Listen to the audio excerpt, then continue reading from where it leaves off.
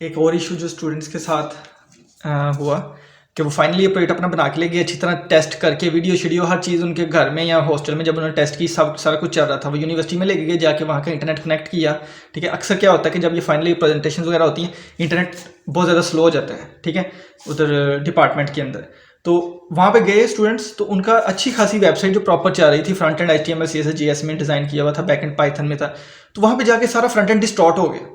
तो परेशान हो गए कि ये क्या मसला हुआ है। वहाँ पे नेट स्लो था, असल में ये नेट आ नहीं था रहा, लैपटॉप नेट से डिस्कनेक्टेड था। तो क्या हुआ, कुछ HTML CSS की जो फाइल्स थी वो ऑनलाइन, CSS की फाइल JS की फाइल्स ऑनलाइन यूज़ की थी। वो जब घर में चेक कर रहे थे तब तो नेट अच्छा था, वो प्रॉपर लोड हो रही थी। लेकिन जब यूनिवर्सिटी में गए तो वहाँ पे नेट नहीं था है या स्लो था, तो वो प्रॉपर लोड नहीं हुई और सारी जो UI थी वो डिस्टॉर्टेड हो गई। सही है, तो बच्चे परेशान हो गए।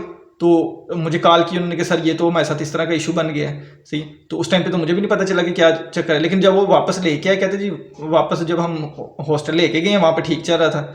फिर यूनिवर्सिटी भाग गए हैं कि जाके सुपरवाइजर को दिखाते हैं, वहाँ पे जाके फिर नहीं सही चल रहा। पता चला कि वो नेट ना होने की वजह से वो JS की फाइल्स या CSS की फाइल्स लोड नहीं थी होती और UI डिस्टॉर्ट हो जाती थी। तो इसका सोल्यूशन क्या है, आप अपने अगर आपने वेबसाइट बनाई है तो अपने लैपटॉप को एक दफ़ा एरोप्लेन मोड पे लगा के वाईफाई डिस्कनेक्ट करके चला के देखना UI डिस्टॉर्ट तो नहीं होती, कोई आपने फाइल ऑनलाइन तो नहीं यूज़ की हुई कि अगर इन केस नेट नहीं आता तो आपका UI डिस्टॉर्ट हो जाए या आपके प्रोजेक्ट का कोई मसला आ जाए। या दूसरा सिनेरियो ये कि आप हॉटस्पॉट रेडी रखें, उस दिन अपना लाजमी पैकेज इंटरनेट का करवाएं। अगर वहाँ पे यूनिवर्सिटी का इंटरनेट नहीं आ रहा और आपके प्रोजेक्ट को इंटरनेट चाहिए ही चाहिए, फायरबेस यूज़ की या कोई ऑनलाइन डेटाबेस यूज़ की, तो अपना हॉटस्पॉट जनरेट करके अपने लैपटॉप से अटैच कर लें ताकि कोई इस तरह का इशू ना आए। ठीक है, तो ये जो स्टूडेंट्स के साथ मसले हो चुके हैं, आपको बताने का मकसद ये कि आपके साथ ये मसला दोबारा ना आए।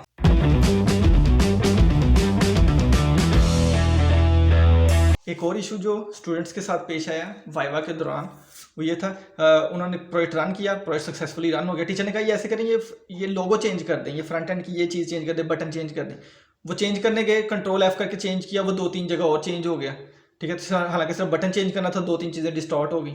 तो अब बच्चों को पता ना चले पूरे टाइम पे कि किस तरह इसको जो है ना फिक्स करना है। तो एक टीचर बैठा हुआ था, उसने कहा ठहरो मैं बताता हूँ, ये फलानी फाइल खोलो, इसमें चेंज कर दो, ये यहाँ पे जाके ये चेंज करो, अब कंट्रोल एस करो, अब दोबारा अपनी वेबसाइट चला के देखो। चला के देखी तो नहीं इशू फिक्स हुआ। उसने कहा अच्छा मेरे ख्याल में जो है ना कैशे मेमोरी वगैरह लोड हो गई है ब्राउजर के अंदर, ऐसे करें एक दफ़ा ना सारा लैपटॉप रीस्टार्ट करें। अब इन्होंने चेंजेस भी कोड में कर लिए और सारा जब सॉफ्टवेयर बंद कर दिए तो वो चेंजेस सेव हो गई।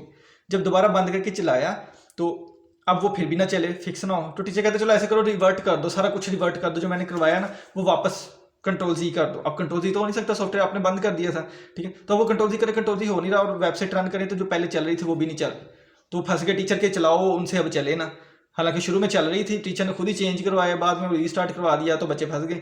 तो बाद में जब उन्होंने हमें बताया तो मैंने उन्हें मशवरा दिया कि भैया आप क्या करते कि वो जो जिप फाइल थी जिसमें आपका प्रोजेक्ट था वो एक दफ़ा दोबारा एक्सट्रैक्ट करके उसको चला लेते, आपके पास वहाँ पे बैकअप पड़ा था। बच्चे कहते हैं हमें उस वक्त इतनी समझ ही नहीं आई, हम इतने पजल हो गए कि ये चलता हुआ प्रोजेक्ट बंद कैसे हो गया। ठीक है, तो सोल्यूशन इसका क्या था, आपका जो प्रोजेक्ट है उसकी एक जिप फाइल लाजमी बैकअप के तौर पर रखें। इन केस अगर कुछ चलता चलाया प्रोजेक्ट बंद हो जाता है तो वही जिप फाइल एक्सट्रैक्ट करके बैकअप से रन कर लें।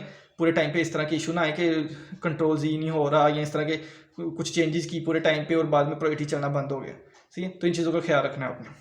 एक सिनेरियो कि आपका जो कोड है, लेट्स से आपने क्लाइंट से बनवाया है या आपने हेल्प ली है, आपको किसी ने बना के सेंड कर दिया, आपने डाउनलोड किया, उसे रन कर रहे हैं। ठीक है, उसे डाउनलोड में से उठा लें। डाउनलोड में उसकी कॉपी नहीं पड़ी होनी चाहिए। समटाइम्स सुपरवाइजर इतने तेज़ होते हैं, वो डाउनलोड में जाके देख लेते हैं, अगर वहाँ पर जिप फाइल पड़ी हुई कहते हैं ये तो आपको किसी ने बना के सेंड किया, आपने डाउनलोड किया, आपने खुद तो नहीं बनाया अपने लैपटॉप के ऊपर।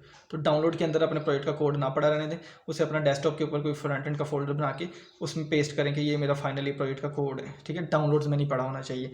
और इसमें क्या चीज़ थी कि हाँ, अब लेट्स से ये सारा कुछ ठीक था, आप वो कहते हैं प्रेजेंटेशन दें जी, अपना प्रोजेक्ट जो है ना ये प्रोजेक्टर लैपटॉप के साथ लगाएं और शुरू करें प्रेजेंटेशन, अपना प्रोजेक्ट रन करके दिखाएं पूरे पैनल को। तो मेक श्योर कर लें कि आपका जो है व्हाट्सएप नोटिफिकेशन वो बार बार लैपटॉप की स्क्रीन पे ना आ रहे हों। ठीक है, समटाइम क्या होता है कि वो ग्रुप आपने ज्वाइन किया, जो यूनिवर्सिटी के ग्रुप्स वगैरह, आप इधर से प्रोजेक्टर ऑन कर देते हैं, पूरी बड़ी स्क्रीन ऑन हो गई है। ठीक है, और अंदर ठक ठक ठक व्हाट्सएप के जो नोटिफिकेशन वो घुस रहे होते हैं और उसके ऊपर इनअप्रोप्रिएट चीज़ें लिखी होती हैं। तो आपने कोशिश ये करनी है कि अगर आप प्रेजेंटेशन देने लगे तो उससे पहले आपने व्हाट्सएप के नोटिफिकेशन वगैरह वहाँ से ऑफ कर दें, ताकि अगर कोई ग्रुप में कह रहा हो भाई इनकी तो बड़ी क्लास लग रही है, बड़े मुश्किल सवाल पूछें, तो ये ना वो ठक ठक नोटिफिकेशन ऊपर ही आपके फ्रंट स्क्रीन के ऊपर आ रहे हो। तो इस चीज़ का आपने ख्याल कर लेना है, नोटिफिकेशन ऑफ कर लेना।